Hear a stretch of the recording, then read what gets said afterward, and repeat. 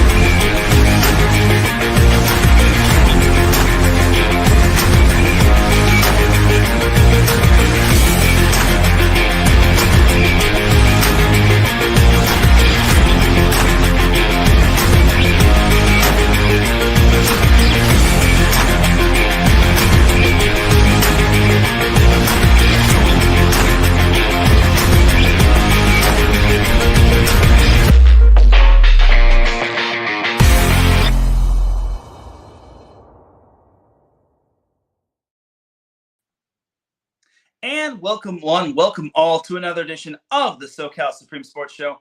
Thank you all for joining me on this beautiful Friday afternoon, Friday morning, Friday evening, Friday wherever you are listening from. Either way, you've made your way into episode 195 of the SoCal Supreme Sports Show. And without any further delay, let us begin. But first and foremost, the SoCal Supreme Sports Show would not be where it's at without IE Sports Radio providing the platform to go live on StreamYard. Please do follow IE Sports Radio on several different social media platforms such as X, formerly known as Twitter, Instagram, Facebook, and TikTok. Also, make sure to subscribe to us on YouTube because we are trying to get to 1,000 subscribers by the end of October. And with your help, we can make that happen. Also, make sure to follow us on our other podcast platforms such as Apple Podcasts, Spreaker, Spotify, iHeartRadio, Google Podcasts, Amazon Music, Audible, CastBox, Deezer, Podcast Addict, Podchaser, GeoSalvin. The list goes on and on. Make sure to check out our website, iesportsradio.com, for all of your latest sports news, our blog, our page dedicated to each podcast, such as the SoCal Supreme Sports Show, and check out our merchandise shop where you can cop t-shirts, tank tops, hoodies, and other IE Sports Radio merchandise. For the last 10 years, IE Sports Radio has been bringing you amazing content ranging from interviewing legendary athletes, coaches, and other authorized media personnel to building tailor-made shows dedicated to all major sports cities around the country. Thank you to everyone for all of your support and for making IE Sports Radio your direct feed for all that sports. Before we get on into the sports action, we have to pay respect to our sponsors, Planet Jerky, Premium Brisket Beef Jerky, and Seal the Deal Wax Seals by Cecilia B. And let's talk to you all about what IE Sports Radio is about. Let's do this.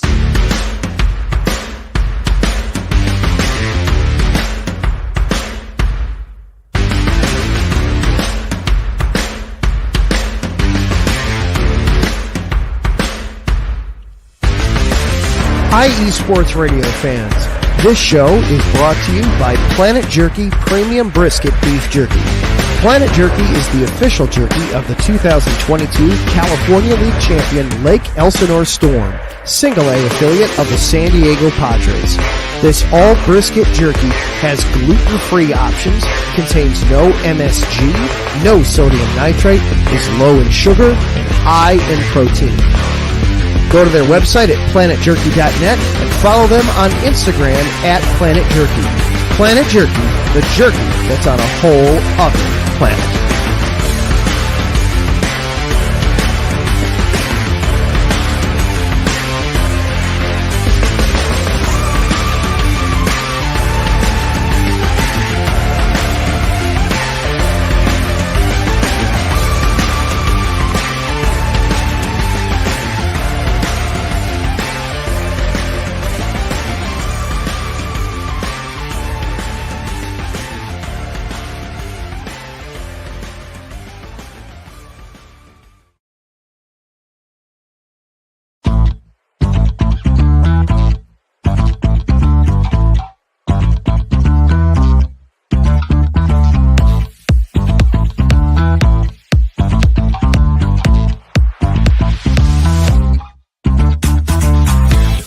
Hey there, IE Sports Radio fans. Be sure to check out our sponsor, Seal the Deal Wax Seals by Cecilia B.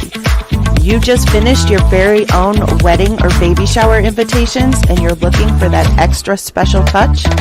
Maybe you just wrote a letter to a relative or a friend and you want to add to their smile when they receive it.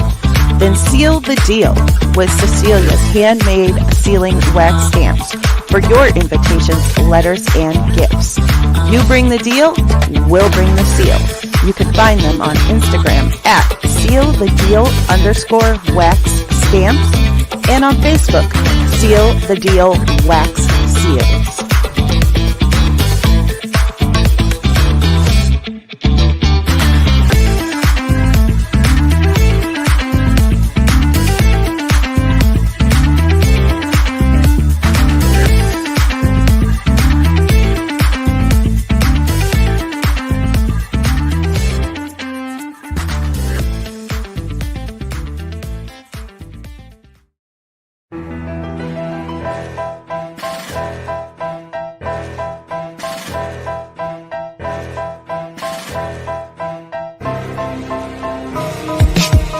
For the last 10 years, IE Sports Radio has been bringing you amazing content ranging from interviewing legendary athletes, coaches, and other authorized media personnel to building tailor-made shows dedicated to all major sports cities around the country.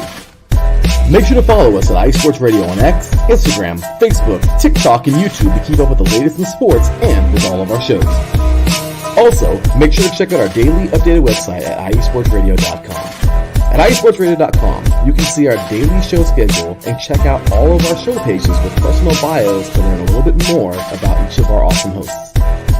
In addition to our show pages, you can catch the IE Sports Radio blog, Hall of Fame, Fans of the Month page, and our merchandise shop including t-shirts, tank tops, caps, long sleeves, hoodies, and more.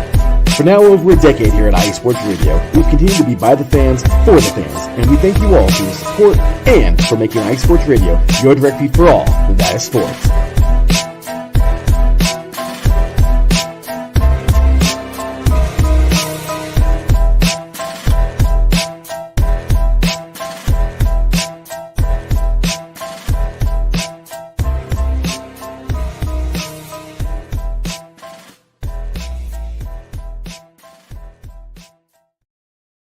That's right, everybody. Definitely check out our sponsors, Planet Jerky, Premium Brisket Beef Jerky, and Seal the Deal Wax Seals. Also, make sure to check out iSportsRadio.com. And the way you can follow the SoCal Supreme Sports Show on social media is on X, formerly known as Twitter, at SoCal Show IESR. And you can follow me personally, Teran Rodriguez, at Teran Rodriguez1 on X.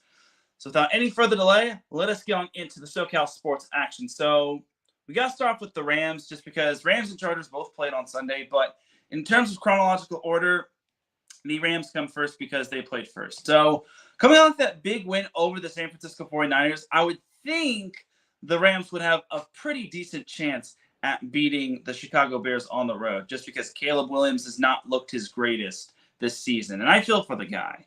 But unfortunately for the Rams, they fell to the Chicago Bears 24-18. The Rams offense really misses Cooper Kupp. They really miss Cooper Kupp. And without him and Puka Nacua, it just makes everything so much more tougher for Matthew Stafford. It also doesn't help that the offensive line is pretty much on IR. And yes, I know the Chicago Bears' offensive line didn't play that great, but at least they had an offensive line. Unfortunately for Matthew Stafford, he was pretty much getting beat up by that Bears defense. And this was pretty much the game where the Rams just could not stop the Bears' run game. They made DeAndre Swift look elite again, and that is a big problem right there. But in terms of touchdowns, Kyren Williams was the only player on the team that had a touchdown, as he actually had a rushing touchdown. He had 54 rushing yards. His touchdown came from 2 yards out. The Rams actually went for 2 because they were only down 2 at the time, but unfortunately that whiffed, which that's no bueno. Not good. Not good at all. So eventually the Rams wound up losing 24-18. I'll give credit to the Bears. They really woke up after they were down 6-0. And the Rams really need to learn how to capitalize on every chance they get in the red zone. I feel that was kind of their Achilles heel. Well, not every chance in the red zone, but when they're in enemy territory. And I think that the Rams just did not take advantage of the opportunities.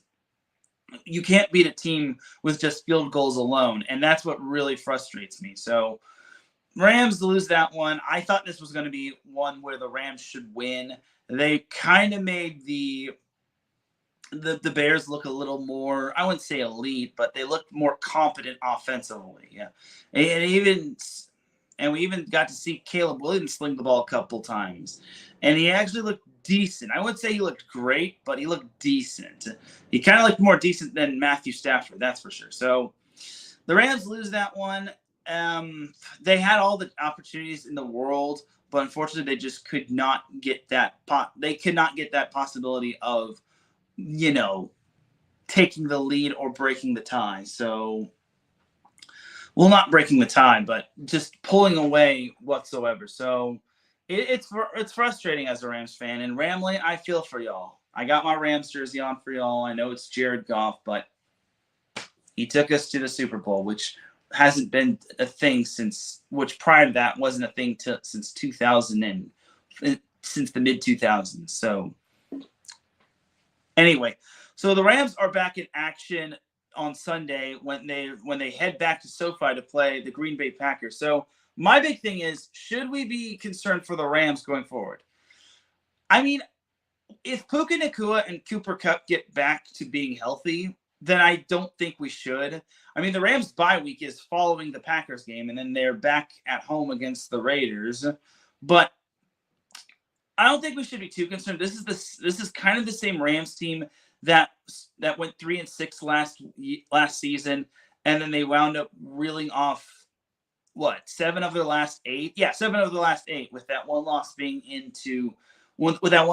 against the Baltimore Ravens. So I shouldn't say we should. I'm not saying we should be concerned, but I will say the Rams need to get healthy ASAP. They need their offensive line back. They need Cooper Kupp and Puka Nacua back. They really just can't have the wide receiver 1 being Demarcus Robinson. Nothing against Demarcus Robinson, but he's just not the it guy like Puka and Cooper is. So, and Kyren Williams can only do so much in the run game because that's pretty much their bread and butter as of this point, other than like maybe screen passes. But even that is still going to get snuffed out every now and then. So this week the Rams host the Green Bay Packers, and finally this game is going to be held in a SoFi Stadium and not held at Lambeau Field. It feels like whenever the Rams and Packers play, the two teams play always at Lambeau Field in Green Bay. But this time, the Rams are at home against the Packers. This one's going to be a tough one. The keys to being the Packers, I think, stopping the run game for starters. They almost made a dramatic and amazing comeback against the Minnesota Vikings, who Sam Darnold, to his credit, I give him a tip of the hat. He has them at 4-0, but I digress. But for the Packers, they're going to be a tough out, especially since Jordan Love is back. But I think the Rams definitely do have a shot. They also have to slow down the run game. Cooper Kupp obviously is not going to play. And they just have to slow down, get pressure on Jordan Love, and slow down Josh Jacobs. Because Josh Jacobs, Jingle Schmidt, he's my running back too. Or in this case, he's my running back 1. trying to make a pun, but I digress. Anyway, but Josh Jacobs is going to be so tough to contain. He obviously wants to prove that the Raiders dumping him to Green Bay was a big mistake. So I think for the Rams, they got to slow him down. And they got to, again, just getting pressure on Jordan Love is going to pay dividends. I think the Rams can definitely win this one, but it's going to take a whole lot of everything. I think the Rams really have to shore up their defense because Jared Verse has been phenomenal, and I'll get into him a little bit later. Braden Fisk also was a great defensive player last week and the past few weeks, so great job to Braden Fisk. But honestly, everyone needs to step up. This is a young Rams defense, and the Rams really need everyone to basically go all hands on deck when it comes to being this Packers team because the Rams cannot go into their bye 1-4. I feel 1-4 just might be as worse as 0-4, but only one team has made the playoffs being 0-4, and that was the 1992 San Diego Chargers.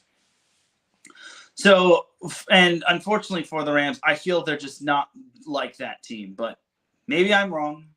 So, and then also another key for the Rams would probably be have Matthew Stafford have as much time as possible. And maybe get the run game going a whole lot more. Kyren Williams is a fantastic running back. We should see him more and more often. And then maybe see some Blake Corum. So that's kind of my little spiel right there of how the Rams can beat the Packers. I think the Rams definitely can beat the Packers. It's just that they're going to have to put all three phases of the game together. But that's that for the keys to beating the Packers. I think they're a very beatable team. They're not world beaters in my opinion. They're not world beaters like they were back when they had Aaron Rodgers in his young days. And I think not playing at Lambeau Field also gives the Rams a little bit more of an edge just because they don't have to go all the way to the Midwest to play Green Bay, whereas they'll be at home. And then I know Green Bay fans like to travel well, but honestly, I think the Rams should be fine playing at home. They were able to pick up their first win, and believe it or not, they're actually undefeated at home. Yes, I know they've only played one home game, which was against San Francisco in that crazy comeback win, but I think that the Rams not having to travel, they don't have to deal with cold weather. If it is cold, they don't have to deal with the raucous fan base. I think the Rams will be able to win this one. It'll be close, but I have the Rams squeaking this one out 24-21. This one is probably going to have to be decided by Josh Carty again, but I think the Rams are going to sneak this one out. They need the win just because going into the bye with a win is so much better than going into the bye with a loss. But that's going to do it for the Rams portion. I'm going to try to make this show a little bit shorter just because at the top of the hour, we have Alden K going live with AZ Sports Zone. So we want to make way for him. So speaking of teams on a bye this week, the Chargers, who are now on a bye this week, fell to the Kansas City Chiefs 17-10. Now, the first quarter, the Chargers could not have played that first quarter a whole lot better. They were playing lights out on defense. They forced a fumble against Carson Steele. They picked off Mahomes, even though that nearly was fumbled away. I don't need any more Marlon McCrees out here. And they were getting pressure on Patrick Mahomes, and they capitalized on those two turnovers. They scored 10 points off those two turnovers, which it was a touchdown pass from Justin Herbert to Ladd McConkey, and then Cameron Dicker booted away a field goal. And eventually, the Chargers were up 10-0 at the end of the first quarter. So everything was looking great for the Chargers. And then the Chiefs did this thing called adjusting. And unfortunately for the Chargers, the offense just could not find their way. I get it. No offensive line. This is where they miss Joe Wall, and this is where they miss Rashawn Slater. But this is where the Chargers really need to put on their big boy pants and put more points on the board, if any at all. So the Chiefs did their thing of adjusting. They managed to get a late touchdown in the second quarter as Mahomes found Xavier Worthy for the score. So suddenly it was 10-7. And unfortunately for the Chargers, they were pinned deep within their own territory. the Chiefs forced them to punt. And despite missing a very long field goal, I think it was like a 62-yard field goal, the Chargers were up 10-7, and they were looking pretty solid. They were doing their job, and that's all you could really ask for as a Chargers fan. So I think for the Chargers, everything was going very swimmingly. But then the second half is kind of where the Chiefs woke up, and they did get a field goal in the third quarter.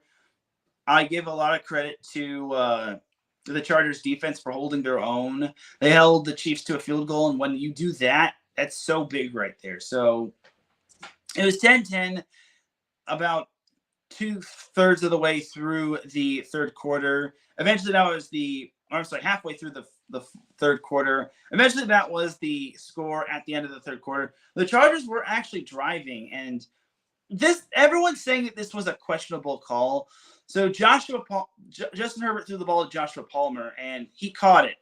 And the officials said he was ruled down by contact. So he caught the ball and then went down, but he was untouched. So Palmer tried to roll over to the first down marker, but it appeared that he was touched right before he rolled over to the first down marker. And surprisingly, Jim Harbaugh did not challenge that, but he challenged a catch that was ruled a catch, which it kind of looked like the ball hit the ground.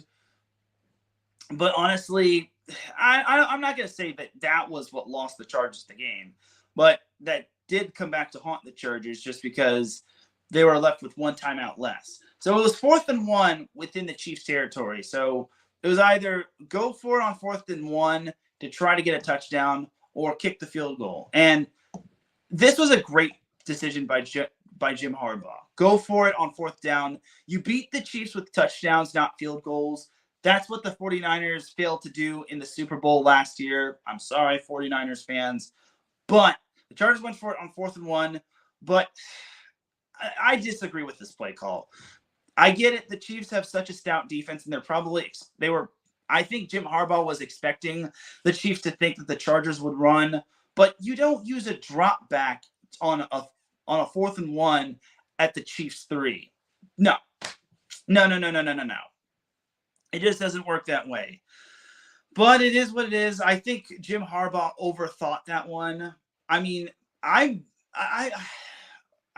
what else was weird was that before 4th and 1 happened, the Chargers took a timeout. I would have gotten the Chiefs to jump off sides and then take the timeout and then go for it on 4th down. Because if the Chiefs jump off sides, it's an automatic first down, and the Chargers have the ball at the 2, and then they could just run it in with J.K. Dobbins or Gus Edwards, or heck, maybe Herbert can throw a short pass to Hayden Hurst or somebody. But unfortunately, that was what happened with the Chargers. They sadly just whiffed on 4th down, and it sucks because I thought the Chargers would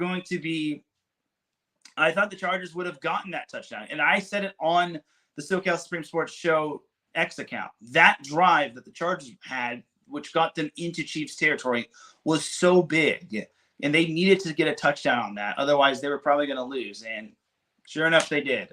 Well, eventually, Samaj Pirine got the go-ahead touchdown for the Chiefs, but the game was not over by any means. And the Chiefs they had a 3rd and 9, but Patrick Mahomes is just so good. He found Xavier Worthy for the first down, and that was pretty much that. I feel the Chargers defense was worn out. I feel that they just did not have enough in the tank to defend one more Patrick Mahomes pass. And I think they were expecting the Chiefs to run, but when you have Patrick Mahomes, the greatest player in the league, you're obviously going to throw it. And even though Rashee Rice got taken out by Patrick Mahomes when Mahomes threw that interception, yes, believe it or not, he has other great talented receivers like Travis Kelce, who has owned the Chargers, sadly. They also had Xavier Worthy, like I mentioned. And I feel there are others. They have Mecole Hardman. I was going to say Juju Smith-Schuster, but he hasn't really seen too much action. But they have him too. So all in all, the Chargers lost, but they gave it a good effort. I said if the Chargers only lose by one score, I would not be disappointed. And the thing is, the Chargers covered. So anyone who took the Chargers 7.5 points, good on you. And good job to the Chargers for covering. So I only wish that the Chargers would have gotten the win, but it was an uphill climb because they didn't have Joe Alt. They didn't have Joey Bosa. They didn't have Rashawn Slater. Derwin James got suspended, which thanks NFL, no fun league.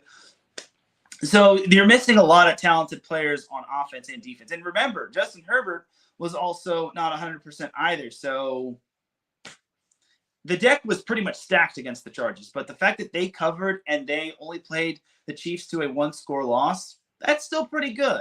There are no moral victories. I get it. And I'm a guy that likes to find silver linings. But I will take a one-score loss when it comes to the Chargers taking on the defending Super Bowl champion. So the Chargers, like I said, they can't hurt me this week, or they can't disappoint the few Chargers fans that are out there, as they have a bye this week, which thank the Lord they have, because then those players that you see on screen, Joe Alt, Rashawn Slater, Joey Bosa, they can hopefully get back to full strength. And Derwin James will be back in time for the Denver Broncos game. He only got 1 game suspension. So through the first 4 games, I would say the Chargers are still pretty good. Are they blowing me away? No. But their 2 losses were against legit teams or undefeated teams. Well, for at least the Steelers' part, they were undefeated before suffering the loss to the Colts last weekend. But,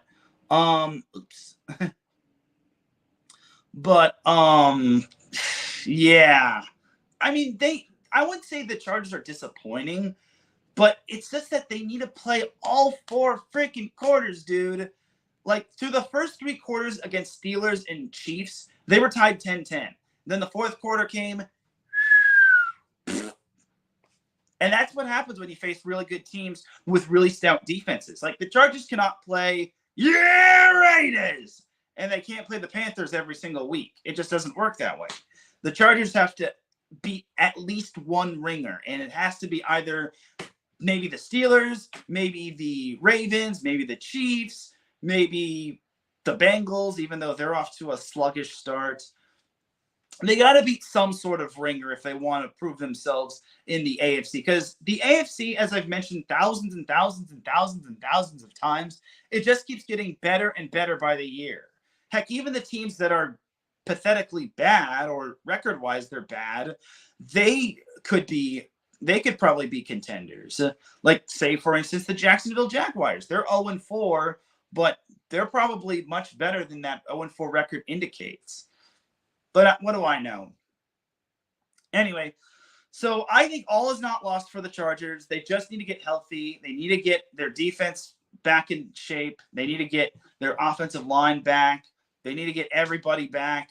Justin Herbert needs to get healthy for, in a couple weeks, they play at the Denver Broncos, which, don't look now, but they've won 2 in a row, even though I don't know how they beat the Bucs, and that Jets game was a complete gong show, but I digress.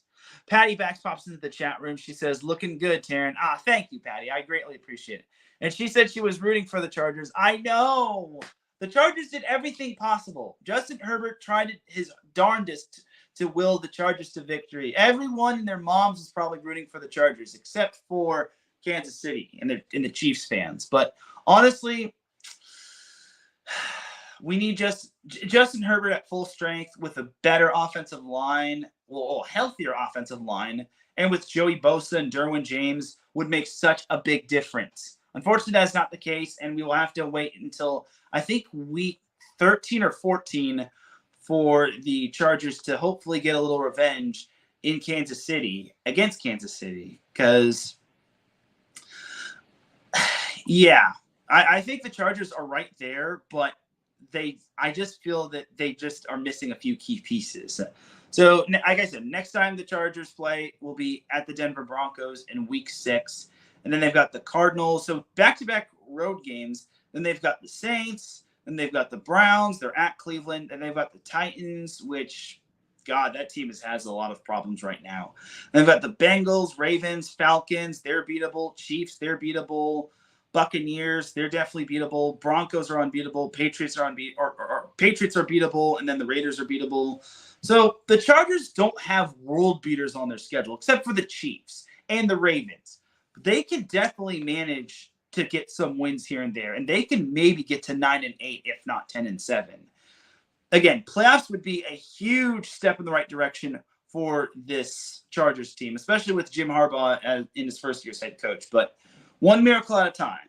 But that's going to do it for the Chargers portion of the show. I've rambled too much about them, but we're going to take ourselves a quick little commercial break. When we come back, we're going to talk a little college football, and we're going to talk a little bit of some MLB. So keep it locked here. You were listening to the SoCal Supreme Sports Show here on IA Sports Radio, your direct feed for all that sports. We'll be right back after this.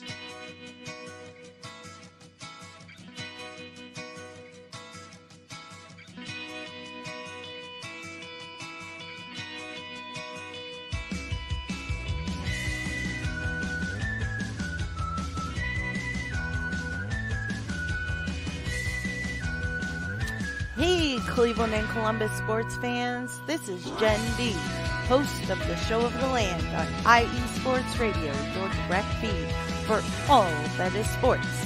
If you love Cleveland and Columbus sports like I do, be sure to tune in live to the Show of the Land on Tuesdays, where we will cover the Cleveland Browns, Cavs, Guardians, and Monsters. We will also talk about the Columbus Blue Jackets, Crew, Fury, and of course, the Ohio State Buckeyes. We'll also cover other colleges in the area like Akron, Kent State, Cleveland State, Mount Union, John Carroll, Baldwin Wallace, Youngstown State, among others. So like I said, if you love Cleveland and Columbus sports like I do, be sure to tune in Tuesdays to the Show of the Land with Jen B on IE Sports Radio, your direct feed for all that is sports.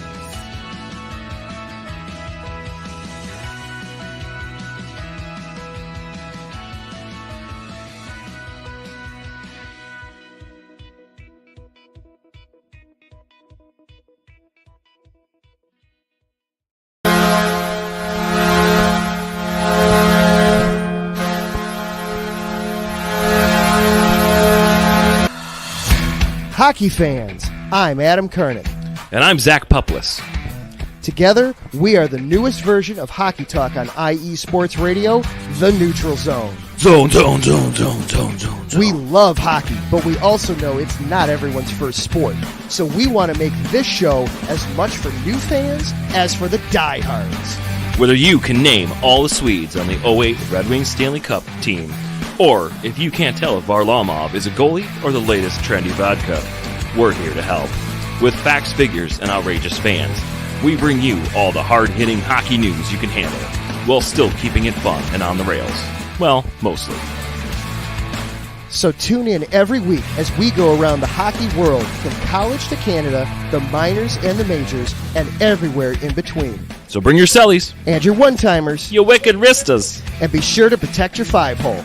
Catch the Neutral Zone every week on IE Sports Radio, your direct feed for all that is sports. We promise not to pick on the Arizona Coyotes every episode.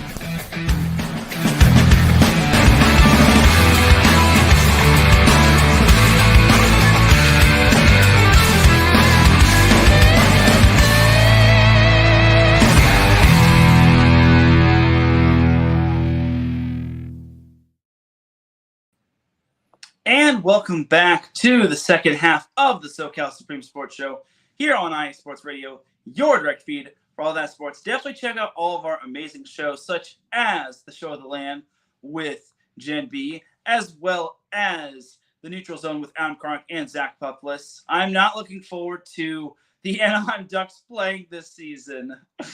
As a Ducks fan, it's really going to hurt. I hope that this year could be a little bit better. I just want to be. But the Kings look promising as always, so hopefully they can carry SoCal in terms of hockey, but I digress. All right, but let us get back on into the action. So let's talk a little college football, and I forgot to change my ticker, but anyway, the Royal Blue, the Chargers play with royal blue, so we can pass it. Anyway, but college football. So last show I talked about USC beating Wisconsin. Obviously, that was a great win. And then I also talked about San Diego State's disappointing loss to Western Michigan, where they had the game and then fumbled it away, which great job, Aztecs.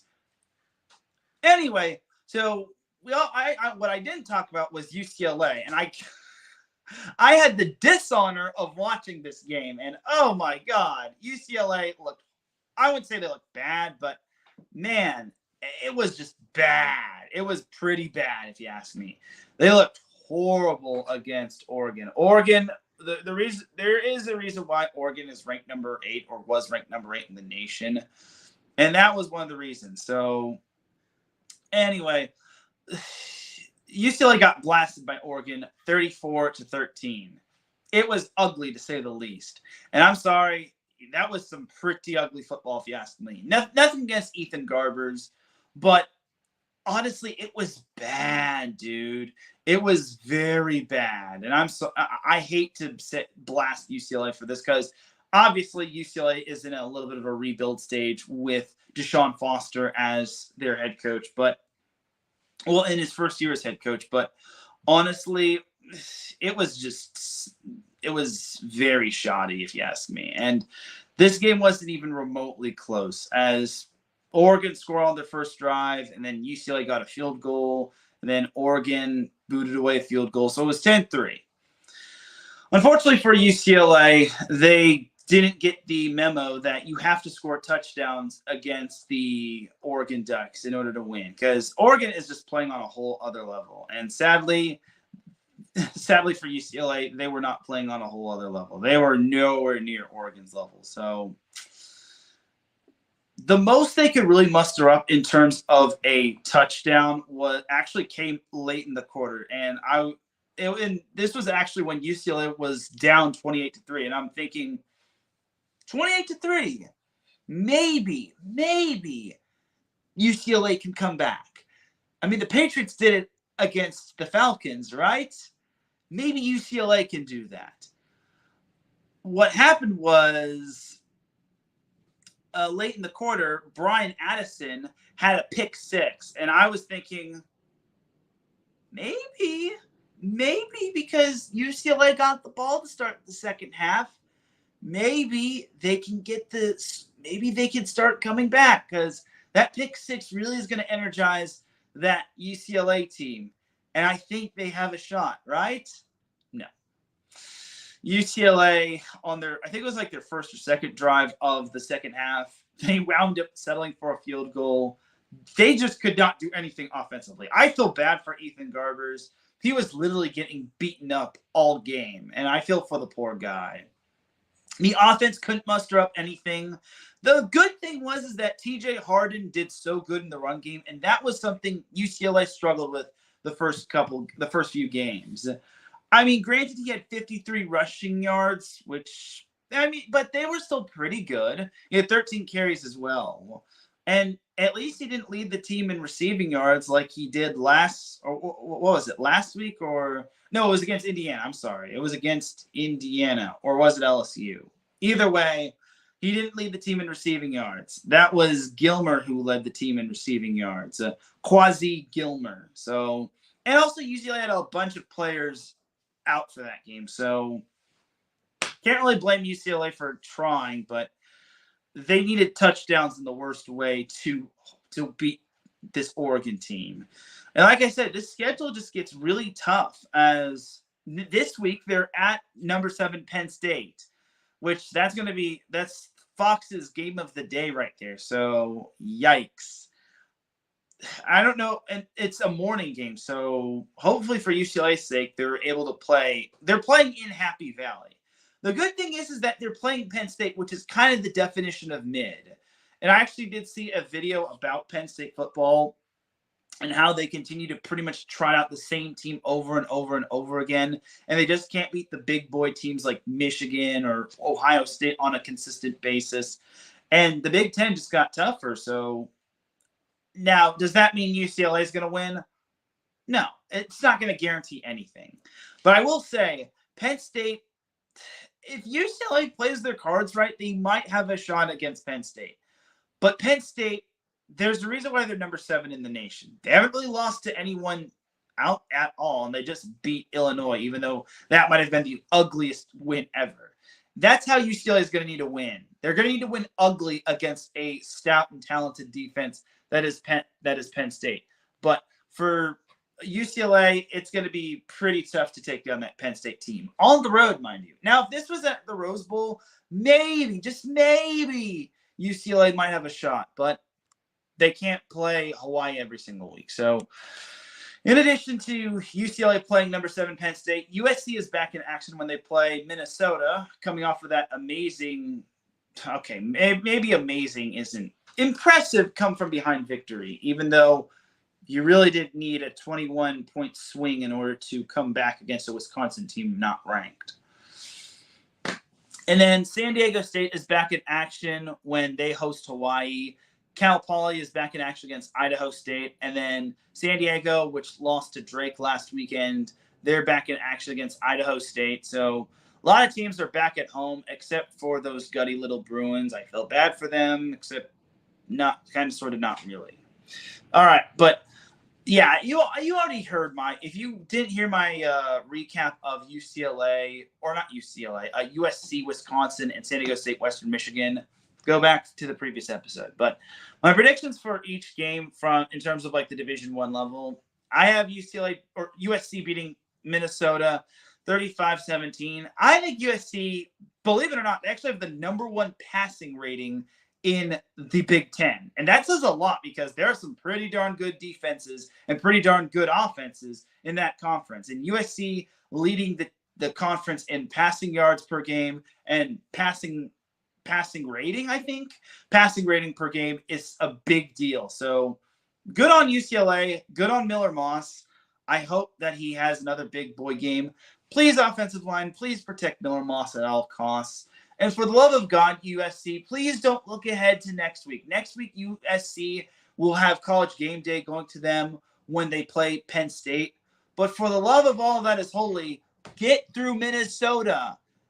Please, and thank you. They're at Minnesota, by the way. So it's going to be a little bit tricky for them to win, but I think it's doable. I think it's definitely doable for USC to just dominate Minnesota. And as for UCLA Penn State, I'm going to be nice to UCLA. I think they can put up a fight against Penn State. This could be me being super generous, but I think UCLA will give the Nittany Lions all that they can handle. But I have Penn State pulling out the win 28-17. I'm not fooling anybody. I'm trying to find how much Penn State is favored by 27.5. What? I'm being really generous to UCLA if I'm only have them losing by 11. But gamble responsibly, by the way. But I'm sticking with what I got. I think UCLA's defense will somehow come to play. They'll make it a little tough for the Nittany Kitties. But I think Penn State kind of pulls it out in the end just because playing in Happy Valley is so tough. And Penn State, although they are the most mid-team ever, UCLA is a complete dumpster fire. Okay, maybe dumpster fire is a little bit cruel, but they are straight up dumpster juice. Garbage truck juice. I'm sorry. Anyway, so next up we have San Diego State versus Hawaii. If this were in Hawaii, I think San Diego State would have zero shot. Since it's not, and it's at Snapdragon Stadium, I think San Diego State can beat Hawaii 17-14. They have an offense, yes, but it's all about unlocking said offense and finally getting the job done. But MPSF play is now fully underway, and I really want to see San Diego State actually do something instead of like sitting on their hands thinking that something's going to come. Points just don't happen out of thin air. You have to actually have an offense. Defense just can't carry your bacon the entire game. It just does not work that way. And then I got San Diego bouncing back against Presbyterian 24-17. This one I think will be close, but San Diego's 2-0 at home. I don't see how Presbyterian wins this one. I think San Diego is due for a big bounce back game, especially having lost 2 straight, one of which was by 2 points. So give me the Toreros 24-17. And then I've got Cal Poly beating Idaho State 27-14. Or not 27-14, 27-21, which you are probably seeing down below. But I think Cal Poly will have their way against Idaho State. I don't think Idaho State's the greatest and flashiest team of all time, but in terms of the FCS, but they might give Cal Poly a little run for their money. But I think Cal Poly will pull it out in the end. I think Cal Poly pulls off the dub. It might get ugly. It might have to be an ugly win, but it might have to be a win where they have to score multiple points or multiple touchdowns. But that's going to basically do it for the college football preview regarding the SoCal teams in Division I. So next up, we have a little bit of MLB. So MLB playoffs are underway, and I'm really excited for it. Let's get on into it. So the San Diego Padres took on the Atlanta Braves, and since they had the better record in terms of the wild card race, they had the complete honor, they had the highest wild card ranking out there. They had the complete honor of hosting the Atlanta Braves, which I thought was big time right there. So the first game on Tuesday, the Padres took down the Atlanta Braves 4-0, which that was a strong win right there. The second game, San Diego actually jumped out to a 5-1 lead, but the Braves, to their credit, they chipped away at that lead. Suddenly it was only a 1-run game, but thankfully for the Padres, they were able to shut the door. Yeah, San Diego sports coming in clutch. Never would have guessed that. So eventually the Padres wound up winning 5-4 in a thriller. And thank goodness, because I could not bear the fact that the Padres could have had a chance at playing a game 3, which could have been winner take all. So the Padres are moving on to the NLDS, where they will face a familiar foe in the Los Angeles Dodgers. Yeah, I got my Dodgers hat on. And yes, it is an actual, yes, this 2020 championship is an actual legit championship. Don't question.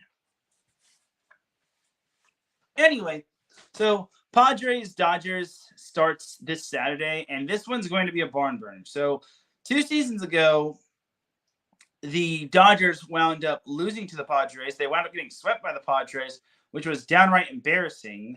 And then 2 years before that, the Dodgers took down the Padres in, I think, 4 games. I think this whole thing is best 2 out of 3, if not 3 out of 4. Not 3 out of 4. 2 out of 3 instead of 3 out of 5. And that eventually led to the Padres getting bounced by the Philadelphia Phillies, which wound up getting bounced by the Houston Astros. But for the Dodgers, they have a lot to prove. They have a lot to prove when it comes to this series. I think that this is going to be this is basically put up or shut up when it comes to this whole thing. Because if they lose, I will be extra disappointed just because they went out and got Shohei Ohtani. They went out and got Yoshinobu. They really, really, really need to come up clutch when it comes to this whole thing. Now, I'm going to try to confirm who the Dodgers the starting pitcher will be in game 1. But honestly, Yoshinobu Yamamoto will start game 1, and Jack Flaherty will now start game 2. So there you go. So Yamamoto really has to come in clutch. And Flaherty, who came from, I think, the White Sox, he needs to put on for his city because he is from Studio City. He went to Harvard Westlake, but I digress. So my thing is for both of these teams, I'm going to be so heartbroken because one team has to leave. One team is going to get bounced. The other team is going to advance to the NLCS. And I really wish that these two would play in the NLCS because then one SoCal team will be guaranteed a spot in the World Series. But unfortunately, one team is now guaranteed a spot in the NLCS, which is not bad, but I'd rather see a team in the World Series representing SoCal. Look, I know what y'all are thinking. Why are you wearing the Dodgers hat? Don't get me wrong. I love me San Diego as well. I think the Padres, you obviously saw what happened last year. They got off to such a rocky start and couldn't bounce back. Sorry. They eventually finished the season strong, finishing 82-80. And I think the Padres showed a lot of flash and promise toward the end of the season.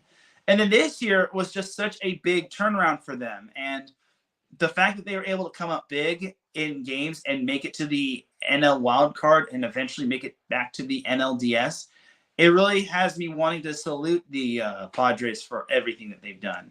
Now, my thing is for them, they're going to have to play some of their best baseball. Don't get me wrong. They definitely can play their best baseball, but will it be enough against the Dodgers? The Dodgers are stacked across the board, but the big concern for the Dodgers is they don't have the pitching.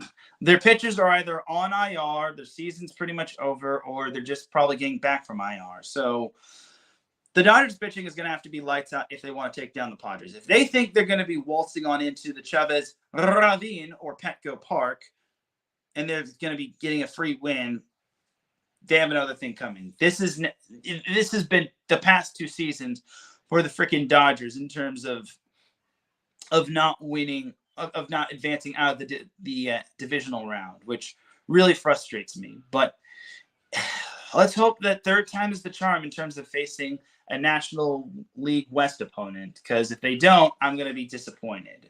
Because they threw so much money at Yamamoto and Ohtani, and they made trades to hopefully shore up their pitching and whatnot and shore up their team. But now they have to pull up and not shut up. They have to pull up and not shut up. So here's hoping that those gutty little Dodgers can get the job done. Anyway, but that is going to do it for the Dodgers portion of the show. I'm not going to talk about the Angels. They lost a team record 99 games. Imagine if they actually got to 100, but I digress. So I'm really looking forward to the Dodgers Padres. And then jumping over to a little MLS action, the Galaxy have a chance to clinch the #1 seed in the Western Conference. So here are the scenarios regarding the Galaxy clinching the #1 seed in the West. And this is actually courtesy of my buddy Damian Calhoun, who partially covers LAFC and the LA Galaxy. So the Galaxy, if the Galaxy win against Austin FC, so the Galaxy play Austin FC this weekend. If the Galaxy win against Austin FC and LAFC loses or ties to Sporting KC, the Galaxy will be the #1 seed. Now, obviously, the last time the LAFC and Sporting KC played was the U.S. Open Cup, where LAFC wound up winning 3-1, which was good. But the Galaxy just can't take any chances. They know that the season is winding down, and they have a chance to clinch that #1 seed, which would be so big. Now, another scenario where the Galaxy could clinch the #1 seed is if they tie with Austin FC and then LAFC loses to Sporting KC. If that's the case, then the Galaxy would be the #1 seed. But honestly, they can't really bank on other teams to do their dirty work. It just does not work that way. That's not how playoff or that's not how dominant teams do things. They do things by taking care of business in their own hands and just not questioning anything and not allowing other teams to do their dirty work. But that is that for the MLS portion of the show. The LAFC are still doing good as of this season. They should be in the playoffs. I would imagine it would take a massive collapse or the MLS cracking down on them to keep them out of the playoffs. But before we get on out of here, well, that's that for the MLS portion of the show. Soon we're going to be getting some NBA and NHL talk. But I guess I should also put a bow in the Sparks season. They finished with the worst record in the league. They finished with the worst record in the league, and they're most likely getting the #1 pick. Paige Buchers, welcome to LA. Maybe. Anyway, but that's that for the Sparks. I just wanted to put a bow on their season, but we got to get through the Dum Dum of the Week. So the Dum Dum of the Week, we all know what Dum Dum of the Week is. It's basically someone or something that does something stupid or says something stupid that basically is not going to fly with me, and I got to call them out. So I was going to say the Arizona Diamondbacks being Dum Dum of the Week because they unfortunately missed the playoffs when they had all the chances in the world to possibly clinch a wild card spot or win the NL West. But I got to go get this off my chest. So we all know Stephen A. Smith. I kind of like him. He's really cool, somewhat funny. I sometimes like his takes. However, there's one thing I don't like about Stephen A. I do not give a crap on how much money he should make. He's out here saying, well, Dak Prescott's getting paid $100 million. I should be worth 120. Stephen A., I love you, dog.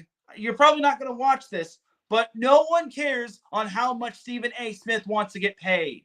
Please and thank you to everybody on my timeline. Stop bringing up the fact that Stephen A. Smith wants to get paid X, Y, and Z dollars. We don't want to see it. I don't want to see it. I want to get paid $100 million. But look at me. I'm doing this pretty much for free, and I'm happy with it. And you don't see me going on X or Instagram or social media saying, oh, I want to get paid $100 million like Dak Prescott. No. So please, to everyone, stop putting Stephen A. Smith's salary desire on my timeline, whether you're ESPN or anyone else. Please stop putting Stephen A. Smith's salary desire on my timeline.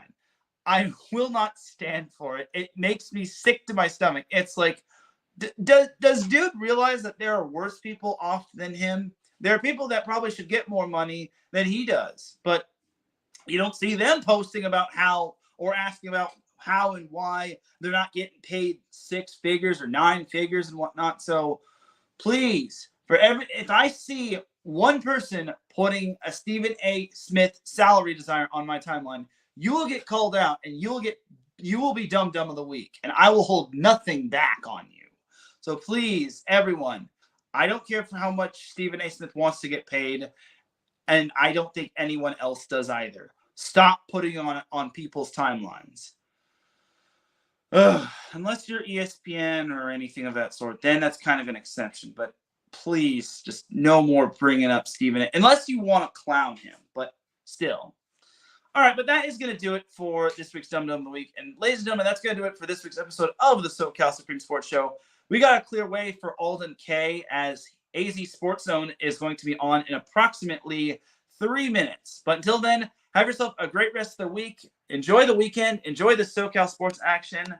I almost tried to get done with this show without the upside down glitch happening, but enjoy the weekend. Enjoy the SoCal sports action. Let's go Dodgers and Padres. May the best team win.